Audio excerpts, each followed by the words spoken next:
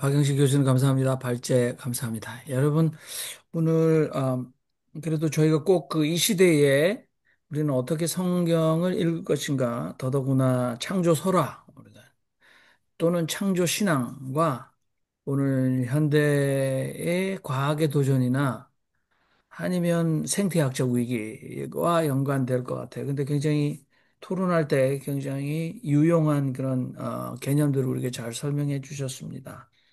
특별히 계속되는 창조, 그래서 보존과 협력과 통치라는 세 가지 제안을 해주셨는데, 아무튼 여러분 하실 말씀 또는 네. 질의, 질문 하시면 좋을 것 같은데, 우리 정숙자 목사님 먼저 하시고 그다음에 김성봉 목사님 마이크 켜주셔서 끄셨네요.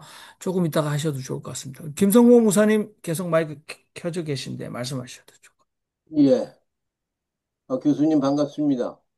같아요. 예, 네, 안녕하세요. 근데 서울신학대학에서 그 취업하실 때, 취업하신다는데 이상한데, 취임하실 때 그 뭔가를 좀 이렇게 걸었던 걸로 알고 있어요.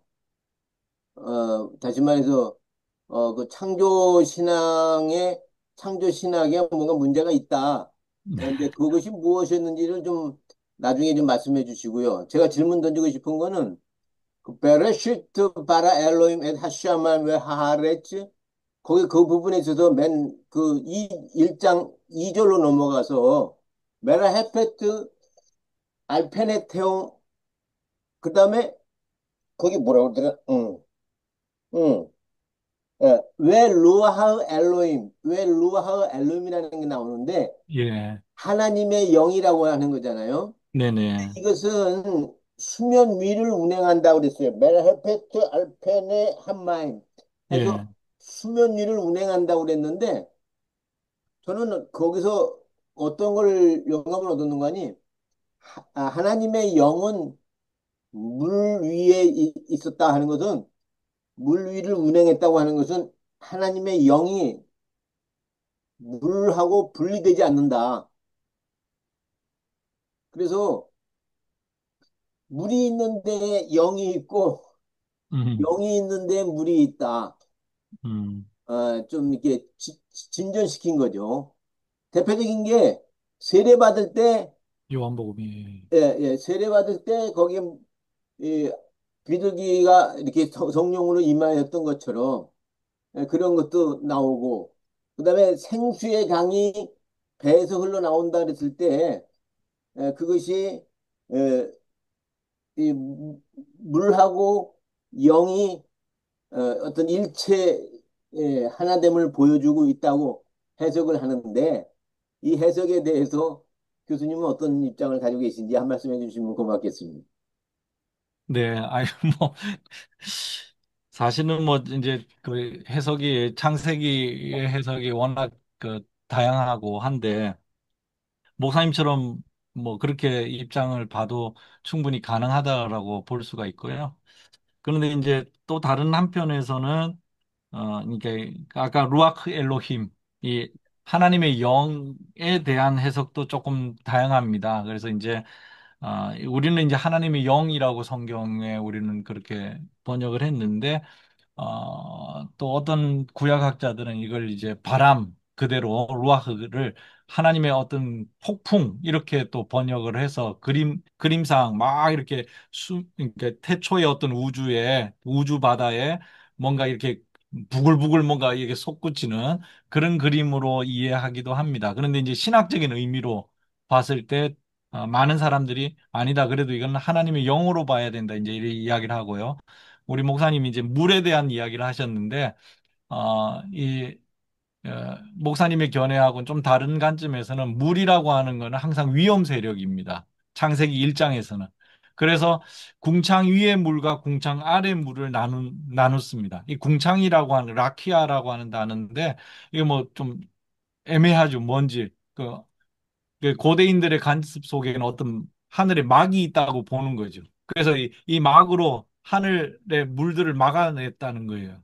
그리고 이 막이 터지면 이제 비가 쏟아지는 그래서 물이라고 하는 거는 이 창세기 1장에서는 약간 위험 세력입니다. 그래서 이 위험 세력을 하나님의 루아흐가 그 위에서 뭐랄까 통제하고 있다 할까요? 이렇게 해석하는 신학자들이 있고요. 또 금방 말했던 둘째 날에 물을 나르는 것, 셋째 날에 역시 땅에서 이 물을 걷어냄으로써 땅을 드러냅니다. 그래서 이제 물이라는 그 주제가 이제 노아 홍수에도 연관이 되고요. 그다음에 우리 복음서에서는 그 베드로가 예수님 물 위로 걷는 거, 그것도 역시 이제 공포의 상징으로 물이 언급되고요.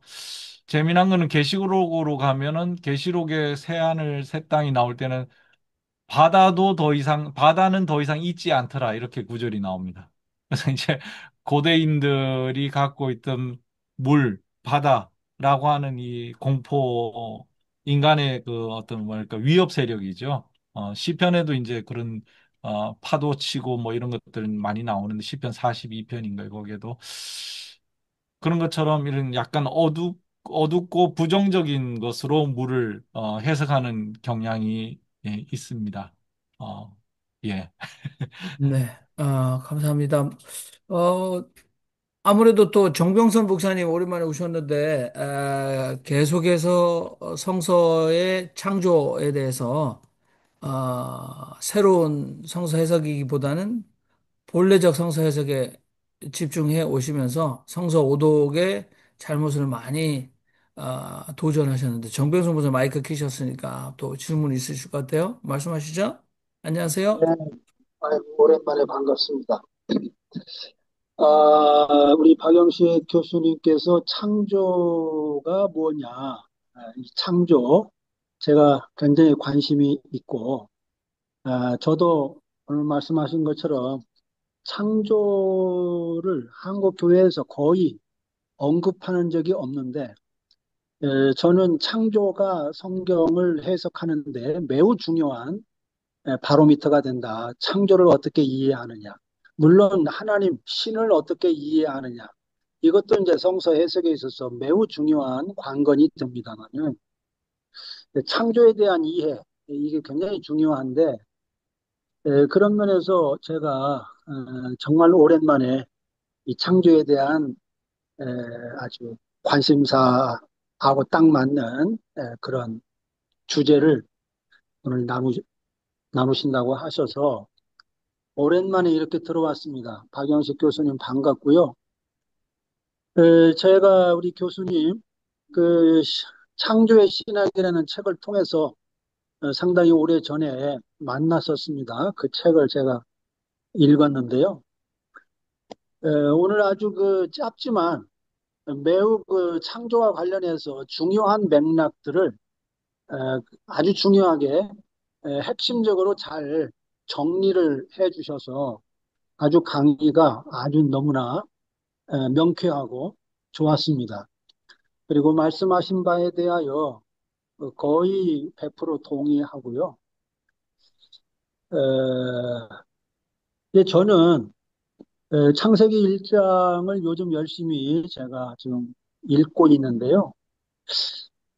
그 6일 플러스 1, 6 플러스 1이라고 하는 문학적 구조로 이제 창조 이야기가 기술이 됐고, 그런데 창조 이야기를 좀 세밀하게 들여다보면 첫날에 창조하고 나머지 5일 동안의 창조 이야기하고 상당히 그 다른 것을 볼 수가 있거든요. 그러니까 첫날의 창조에는 매개물이 없습니다.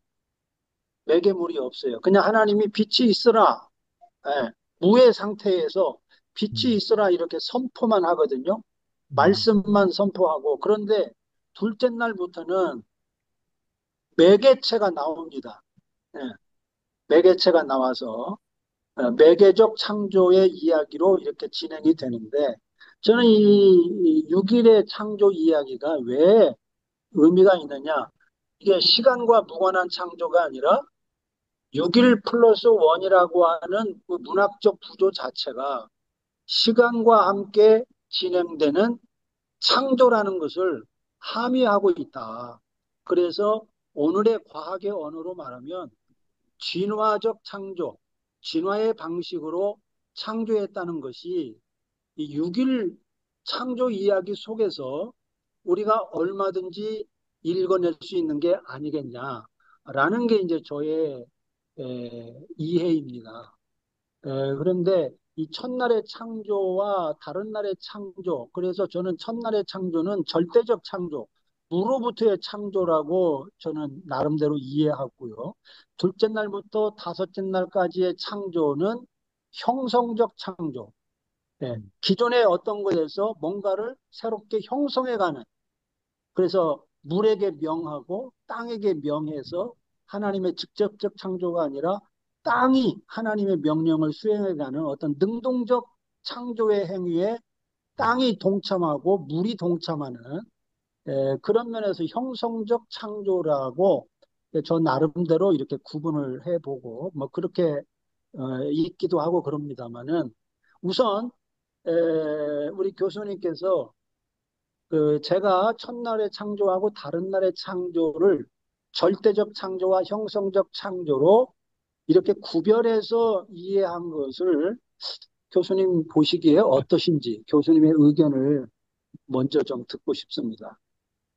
네, 아유, 저도 뭐, 말씀하시니까, 그, 그런 점이 보입니다. 첫날에는 말씀하신 대로 어떤 매개물이 없이 하나님 말씀으로 창조하셨고, 아, 그 나머지 날들은 어떤 매개물이 등장하는데, 이제 전체 구약학자들은 전체적으로 이 창세기 1장을 말씀에 의한 창조, 말씀으로 하신 창조. 왜냐하면 둘째 날, 셋째 날도 계속 하나님이 말씀하시기를 많이 나오고요. 그렇기 때문에 그렇게 보고 또 우리 이제 목사님하고는 조금 달리 창세기 그러니까 전통적으로 보면 대부분의 목사님이나 그러니까 대부분의 목사님들이 주석해 놓은 걸 보면 창세기 1장 1절하고 1장 2절 또는 1장 1절을 이렇게 떼가지고 따로 보고 그 이유를 또 이렇게 따로 보는데 목사님처럼 첫째 날과 둘째 날을 분리해서 이렇게 보는 건 제가 아마 처음 본 것 같아요. 어, 네, 예, 그런 면에서 새롭고요. 그다음에 이제 그 사실은 이제 그 창세기 1장을 우리가 이제 아우구스티누스 이후에 항상 무로부터의 창조 이렇게 이야기를 해왔습니다. 그런데 이제 구약학자들은 오늘날 구약학자들은 어, 그 성서 본문을 봤을 때는 왜냐하면 창세기 1장 1절, 2절에 이미 땅이 혼돈하고 공허하며 흑암이 깊음 위에 있고 이렇게 벌써 재료가 있기 때문에 무로부터의 창조를 여기서 직접 꺼낼 수는 없다. 이렇게 이제 주장하는 구약학자들이 태반입니다. 더군다나 1장 1절과 1장 2절, 1장 1절을 우리는 태초에 하나님 천지를 창조하셨다. 이렇게 마침표로 찍지만 구약학자들 중에는 그렇게 안 보고 태초에 그 태초가 하나님이 천지를 창조하실 때에 이렇게 뭐라 그럴까요? 부문장, 종속절 이렇게 보거든요. 그래서 1장 1절과 1장 2절이 같이 연결된다고 보고 그럴 때 이미 혼돈이 존재한다. 그래서 이걸 이제 혼돈으로부터의 창조 이렇게 부르기도 합니다. 그러면서 이제 사실은 이게 오늘날 구약학자들의 이야기뿐 아니라 아우구스티누스 이전에 기독교 신학자들은 사실은 무로부터의 창조라고 하는 개념을 아직 정립하진 못했어요. 물론 이제 몇 사람 나오긴 하는데 약간 티격태격하는 그런 모습이 있습니다. 그래서 특별히 우리가 아는 순교자 유스티누스 같은 사람은 혼돈으로부터의 창조, 그러니까 그 혼돈으로부터의 창조란 말 대신에 무형의 진료로부터의 창조. 근데 이거는 아시다시피 플라토닉에서 나오는 개념이거든요. 플라톤의 티마에오스에 보면은 그 데미우르고스라고 하는 조물주가 네, 그죠? 무형의 물질로부터 이제 집을 짓는 건데 그러면서 유스티누스는 뭐라고 이야기하냐면 사실은 플라톤이 이 창세기 1장을 뺏긴 거다. 이제 이렇게 까지 나갑니다. 그래서 네, 네, 창세기 1장이 무형의 진료로부터의 창조를 이야기했는데 플라톤도 이걸 보고 뺏긴 거다. 이제 이렇게 이야기를 하고요. 그다음에 신학의 역사 속에는 말씀하신 대로 이 무형의 진리로부터의 창조 또는 혼돈으로부터의 창조와 무로부터의 창조를 이제 정리를 합니다. 그래서 개신교 아까 정통주의 17세기 개신교 정통주의 이야기를 드렸는데 거기에 보면 대부분 제일 처음에는 무로부터의 창조가 있었고 무로부터 하나님이 뭘 만드셨는가? 혼돈을 만드셨다. 그리고 이 혼돈으로부터 하나님께서 세상을 만드셨다. 이렇게 이제 단계적인 설명을 합니다. 이게 아마 우리 목사님 말씀하신 거랑도 성서 구절 레퍼런스는 좀 달라도 좀 유사한 면이 있지 않나 이런 생각이 예, 듭니다. 예. 네. 네, 감사합니다. 어, 대단히 감사드리고요. 그 창세기 1장 1절하고 2절을 어떻게 이해하느냐, 이게 굉장히 이제 논쟁이 많은 문제잖아요. 네. 그래서 대부분 이제 1장 2절을 창조 이전의 상태로 이제 전통적으로 이해해 왔지 않습니까? 음. 그런데 창조 이전의 상태로 보면 그 창조 이전의 상태가 혼돈의 상태였다. 그렇다면은 흔히 말하는 그 고대 근동의 그 창조 신화들의 대부분의 형태가 그 어떤 그 흑암의 세력과 그 선의 세력, 하나님의 창조의 그 선의 세력과 그 흑암의 세력 사이의 그 전쟁, 거기에서 이제 하나님의 창조가 더 승리를 했다. 그래서 그 하나님 이외의 모든 것은 피조물이라고 하는 그 기독교 성서적 절대적 입장, 신 이외에 어떤 것도 있을 수 없다. 이게 이제 창조론에서 가장 저는 근본적인 바탕이라고 보거든요.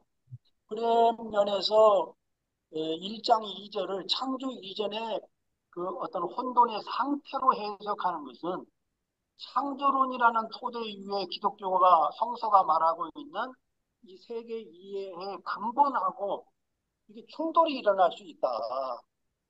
그래서 저는 1장 2절을 창조 이전의 상태로 해석하는 것은 이거는 상당한 넌센스일 가능성이 많다. 네. 이렇게 이제 저는 이해하고요. 그래서 제가 최근에 이제 창세기를 다시 이렇게 읽어가면서요. 창세기 1장 1절은 창조에 대한 서원적 선포이죠. 전체적인 창조, 하나님이 이 세상을 뭐 어떤 방법이나 6일 동안의 창조 구체적인 이야기를 하기 전에 하나님이 하늘과 땅이라는 이원적 요소로 구성된 세계를 창조하신 거야. 라는 선언을 하시고, 창세기 1장 2절은 그 구체적인 창조 이야기를 하기 전에 하나님의 창조가 어떤 것인가, 그 창조의 얼굴을 저는 표현한 것이라고, 음. 이거는 이제 누구도 해석하지 않았던 건데, 저 나름대로의 해석인데요. 하나님의 창조가 어떤 거냐 하는 그 창조의 본질, 창조의 본성, 창조의 얼굴, 그거는 우리에게 포착되지 않는다. 그래서 음. 어둠같이 보이고, 혼돈같이 보이고, 마치 아무것도 없는 것, 대혼란과 같은 어둠이 깊은 같이 보인다. 그게 하나님의 창조는 우리 눈에 보이지 않고 이성에 포착되지 않는 음. 신비이기 때문에 음. 창조라고 하는 것은 도무지 어떤 정형화된 모습으로 우리에게 다가오지 않는다라는 사실을 저는 1장 2절이 말해주고 있는 게 아니냐. 음. 그럴 때 1장 1절은 전체 창조에 대한 그 원론적 선언이라면 1장 2절은 하나님의 창조는 이런 거야 라고 하는 너희들에게 포착 가능한 방식으로 하나님이 창조하지 않았어. 너희들의 눈에 보기에는 혼돈처럼 보이고 음. 어둠처럼 보이고 어둠이 깊은 것처럼 보이고 그러나 거기에 하나님의 신이 운행하는 방식으로 창조는 이루어지는 거야. 음. 라는 하나님의 창조에 대한 어떤 그 방식, 그거를 서술한 게 아닐까. 그러고 나서 이제 하나님의 창조의 구체적인 이야기들을 문학적 형식으로 6일 동안이라고 하는 그런 이제 문학적 방식, 그 다음에 안식일이라고 하는 6 플러스 1이라는 그런 구조로 창조 이야기들을 서술해 간 거다. 이렇게 이제 저는 보고 고맙습니다. 감사한데요. 싶고, 정영민 목사님, 네. 네, 우리 적병 목사님, 잘 알겠습니다. 지금 이제 목사님 말씀해서 우리가 잘 들었고, 아마 또 그 이야기를, 박영식 교수님께서 또 반응을 하실 수도 있을 것 같아요. 근데 아무튼, 네, 정병선 목사님의 그 마무리 하시겠어요? 그 정병선 목사님의 창세기 해석이나 또 독특한 성서 해석을 마무리 더 예, 말씀하셔야 되나요? 이제 마무리만 하면 되겠습니다. 예. 그래서 이제 그런 저 나름대로의 이제 해석과 이해를 하고 있는데 이런 부분들에 대해서 우리 교수님의 평가라고 해야 될까요? 뭐 그런 말씀을 한번 좀 듣고 싶습니다. 그거는 제가 볼 때는 아무튼 그 여러분들 다른 분들 말씀하시면 우리 정병석 목사님의 독특한 창세기 1장 해석에 대해서 확인을 좀 더 해주시면 좋을 것 같아요. 네, 저는 오늘 우리 박영식 교수님께서 그 계속되는 창조, 새 창조.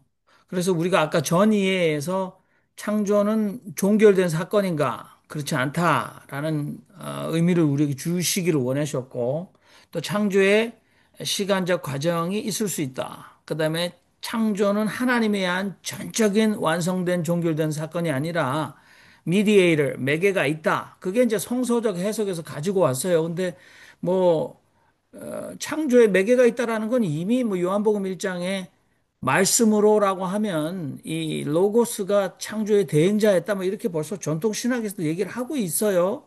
그리고 무로부터의 창조는 서양 남성들의 논리적인 장치였잖아요. 하나님 외에는 직접적으로 창조에 간섭할 수 없다. 왜냐하면 그게 하나님의 주권을 침해하거나 하나님 외에 하나님과 관계없이 따로 존재하는 무언가가 있으면 안 된다는 이 서양 남자들의 논리적 장치였어요. 거기서부터 증명해내지 않으면 안 됐다. 그런데 제가 조금 답답하게 느끼는 건 물론 유신적 진화론 뭐 이렇게 해서 무리가 왔습니다.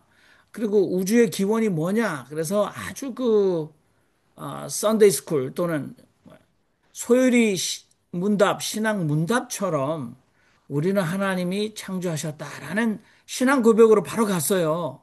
근데 저는 지금 박영수 교수님은 조직신학자신데, 물론 아직까지 한국 교회 수준이나 이 창조 신앙이 성서가 뭐라고 하는가라는 해석에 치우쳐 있고, 지금 뭐 근본적으로 바라와 야차로와 아사가 이미 혼용되고 있는데 자꾸 우리는 바라만 얘기를 하고 있다. 혼용되고 있으면 그게 이거는 이거다라고 절대화 바라를 절대화시킬 수 없지 않냐. 창세기 1장 본문에도 이미 이 단어를 섞어 쓰고 있는데 왜 자꾸 우리가 마치 이게 삼분설 몸, 영, 혼하고 또 몸, 영혼하고 자꾸 섞어 쓰고 있는데 우리는 죽어도 성서는 몸, 영, 혼 3분으로 돼 있다라고 얘기하고 있지 않습니까? 근데 뭐 영혼 할 때도 있고 영혼이라고 막 섞어 쓰고 있는데 그러니까 아직도 죄송합니다. 아직도 성서 해석에 아직도 벗어나지 못하고 있다. 그러면 의미는 뭔가? 예, 우리 정수자 목사님도 그런 말씀을 하고 싶으실 것 같아. 오늘 창조의 의미를 가지고 그게 자꾸 진화론에서 과학과의 대결시킬 건가? 또는 이게 생태학적 위기를 가지고 이 창조의 의미를 뭐로 할 건가? 물론 여기 협력, 통치, 보존 나오기는 합니다만 그 얘기를 좀 더 깊게 해야 되지 않겠습니까? 저는 히브리인들의 고대 세계관 가지고 성서의 언어, 물론 식자들이 뭐 바라, 아사, 야차르라고 했는데 그렇게 큰 의미가 있나 그게? 이런 아주 아주 저항하고 싶은 몸부림이 저 속에 생깁니다. 자, 우리 정숙장 목사님 먼저 말씀하시죠. 감사합니다. 저는 조금 기대를 했었어요. 그런데 그 학자님들에게는 창조가 우리의 삶과는 아무런 관계가 없는 무조건 하나님이 창조하셨던 것이 중요하고 어떤 어떻게 됐던 것이 중요하고 그거를 어떻게 그냥 설명하느냐 하는 것이 중요하신 것 같은데 제가 기대했던 것은요, 이 창세기에 기록되는 창조의 두 가지 얘기, 1장의 얘기하고 2장의 얘기가 다르지 않습니까? 특히 2장에서 창조하시는 하나님의 창조물 때문에 인간이 모든 죄인으로 만들어졌지 않습니까?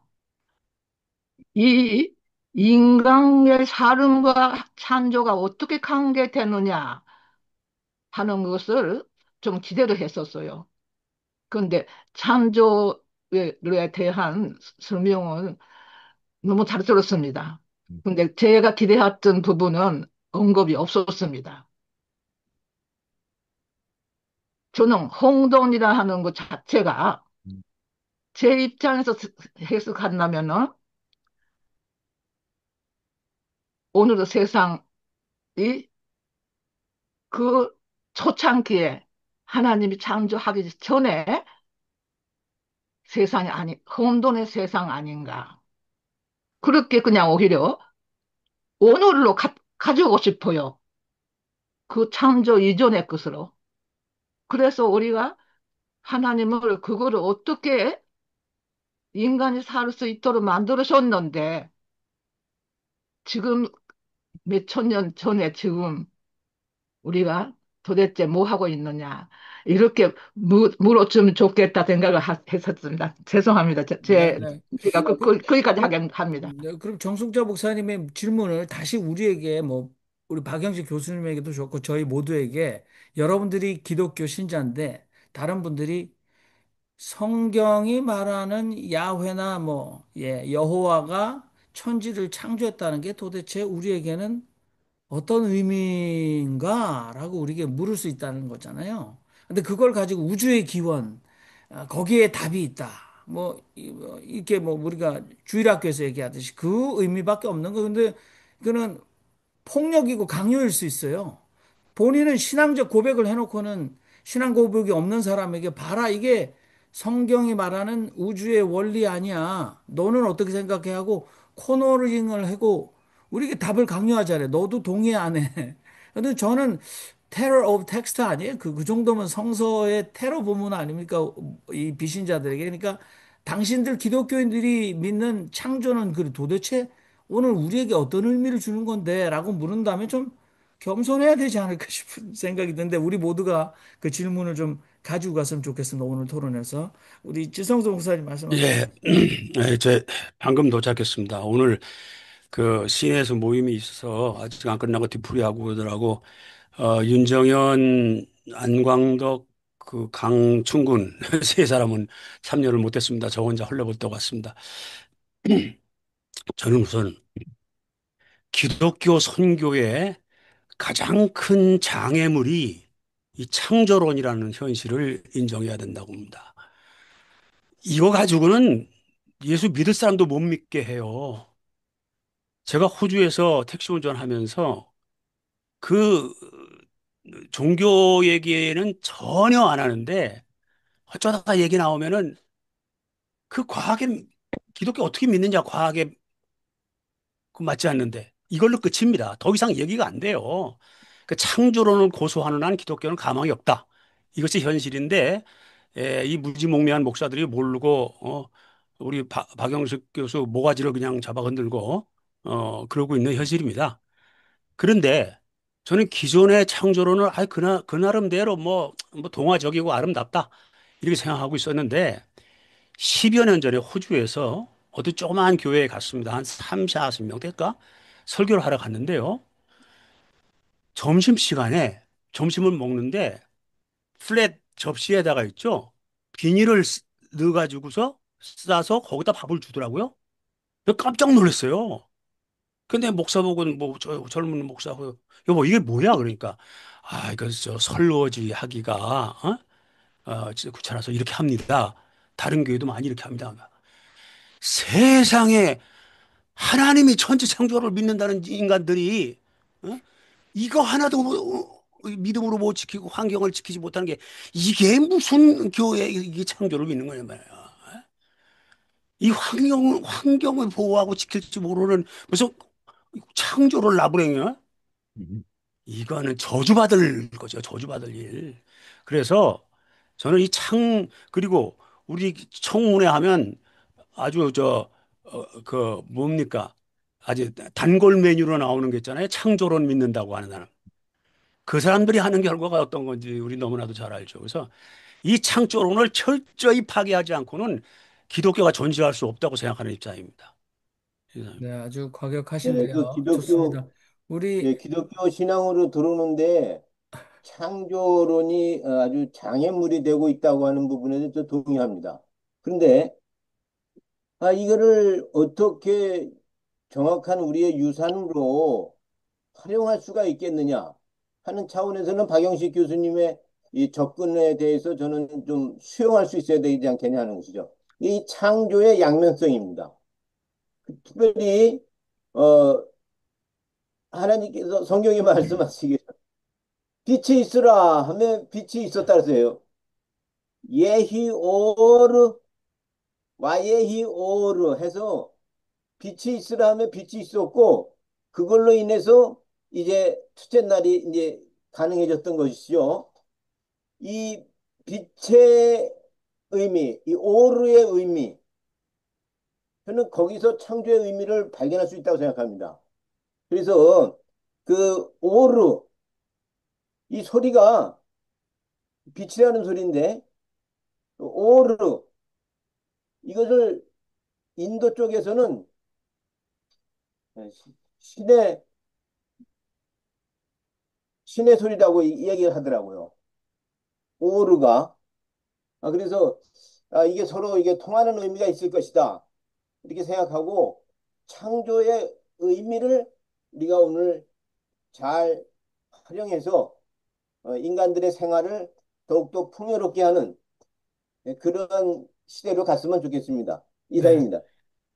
이제 네. 종합적으로 박영신 교수님께서 답변이라기보다는, 아무래도 입장을 좀 얘기를 해주시거나 또는 뭐, 창조신학에 대해서 깊이 연구해 하셨으니까, 뭐, 우리 교수님 가지고 계신, 그 문제 해결책을 저희가 좀 궁금하게 듣고 싶은데, 저는 이 두 분, 지성수 목사님과 김성봉 목사님 말씀에 이어서 아까 새 창조 또는 계속되는 창조를 말씀하시면서 보존, 협력, 통치 말씀하셨어요. 물론 강론으로 보존과 협력과 통치로 가게 되면 인간의 역할을 또는 교회 역할 또는 뭐 기독교인의 역할, 인류의 역할을 얼마든지 발전시킬 수 있으실 텐데 지금 이제 그 새 창조가 되면 미래가 현재를 구원한다라는 말씀, 그래서 굉장히 희망적으로 들려요.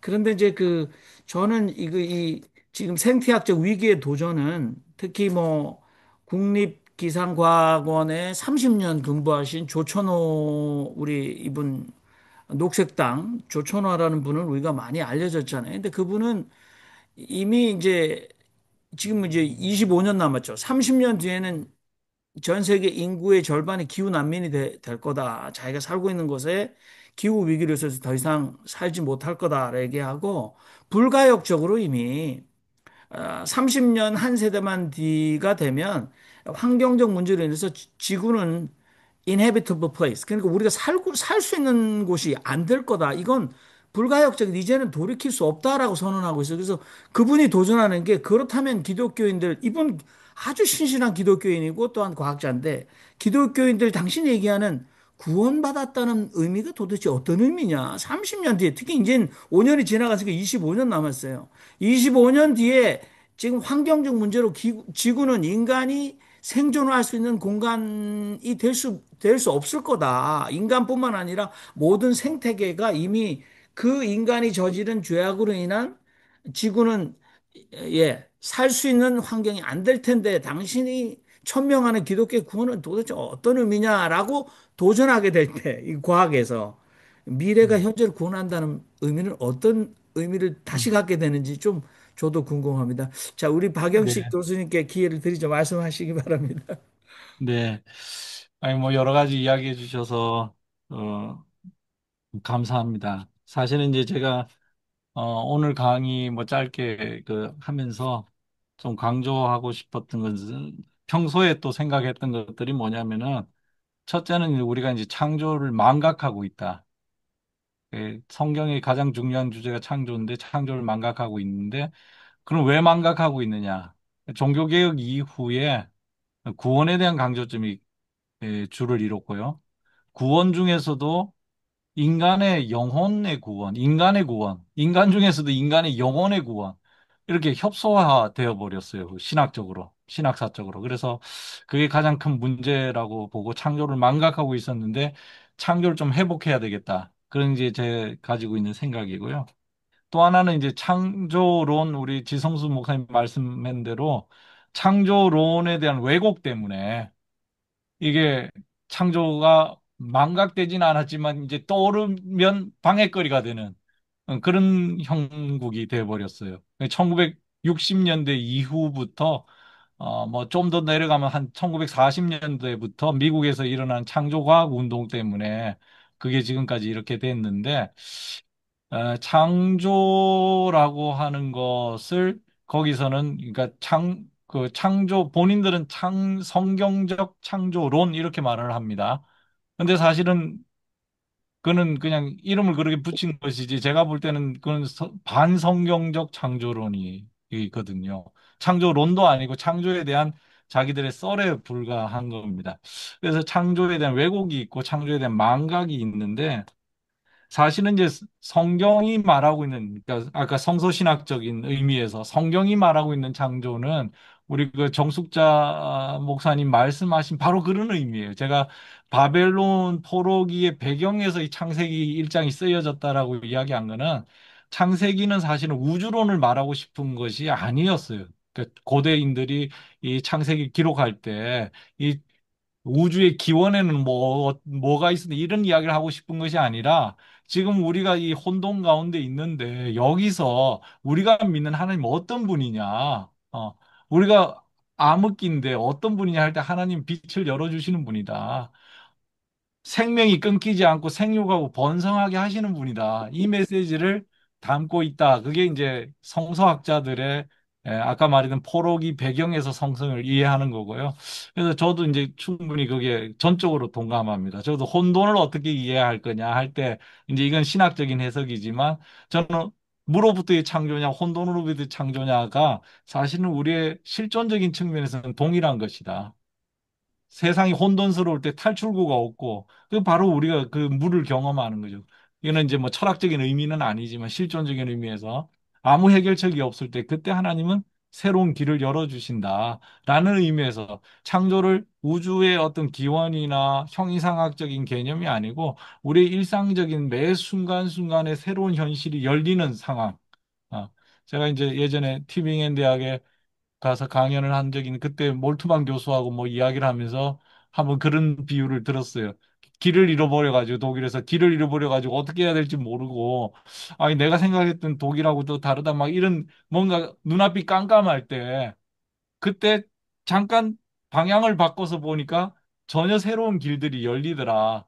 근데 저는 바로 이제 창조라고 하는 것이 그런 것이라고 보거든요. 하나님이 우리가 창조주 하나님이라고 한다면 그 하나님은 계속 창조주로 머물러 계시고 창조주 하나님은 새로운 것을 계속 열어주시죠. 그런 의미에서 저는 이제 창조를 아까 계속적 창조도 이야기하고 했는데 그러나 이제 또 다른 측면에서 우리 정 목사님 말씀하신 대로 생태학적인 관심 그리고 우주론적인 관심, 현대과학과의 대화 여기에도 충분히 기독교 이제 성서적인 측면을 떠나서 신학적인 차원에서 충분히 대화가 가능하지 않을까 이제 그런 이야기를 하고 싶었습니다.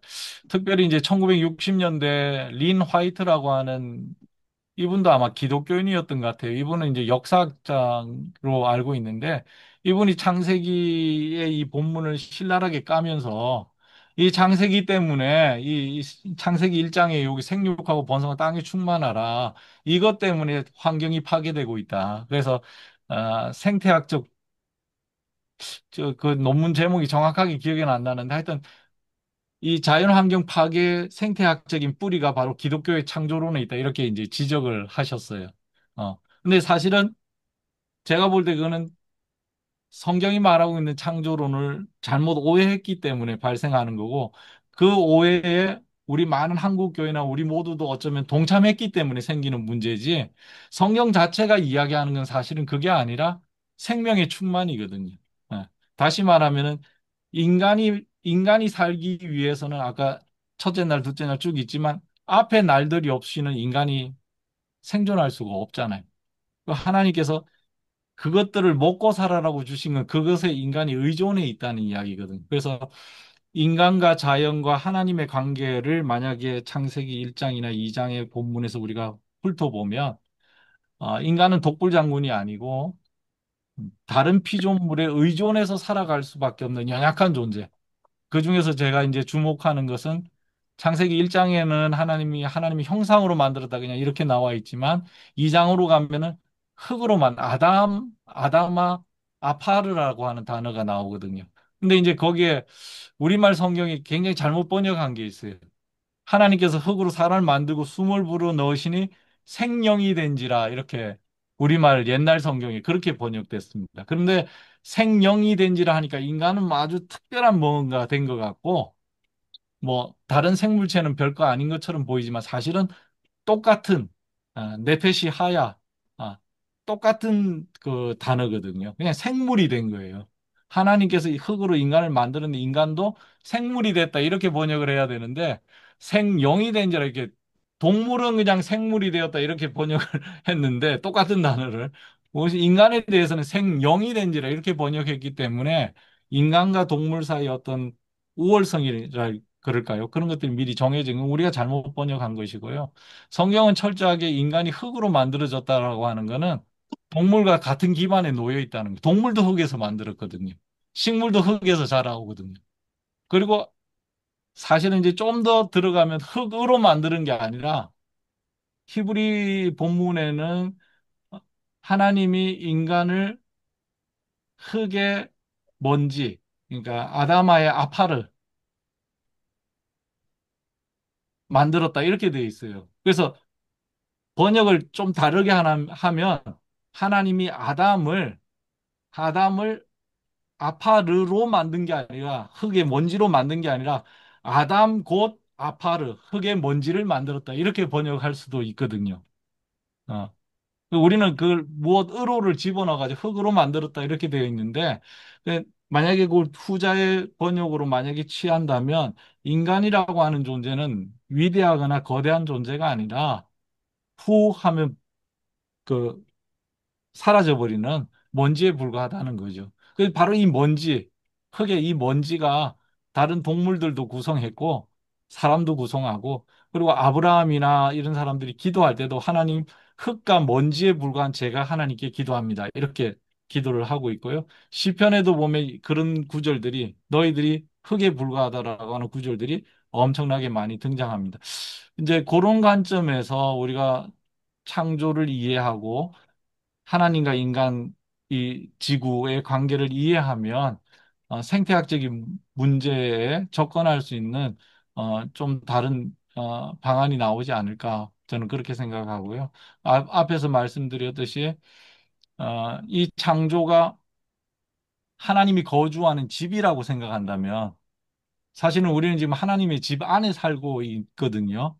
근데 마치 자기 집인 것처럼 개판으로 살고 있어서 문제인데 정말 이게 하나님이 거주하는 집이라고 생각한다면 우리는 어떻게 보면은 거기에 초대된 손님이기도 하고 하나님 만드신 이 집에 감탄하면서 좋아하면서 즐거워하면서 마치 거대한 어떤 박물관이나 이런 데를 방문해서 우리가 보고 가듯이 그런 관점이 돼야 되는데 하나님의 집이 아니라 우리 인간의 집이 돼버리는 상황이 오히려 생태학적인 문제를 일으키는 거 아닌가. 그래서 개인적으로 하여튼 앞에서 말씀드렸듯이 창조를 망각한 것도 문제고 창조를 왜곡하는 것도 문제고 그와 동시에 이 창조 세계를 우리 인간의 것으로 취하려고 하는 거 그런 데 문제가 있지 않나. 그렇게 말씀을 드리겠습니다. 네.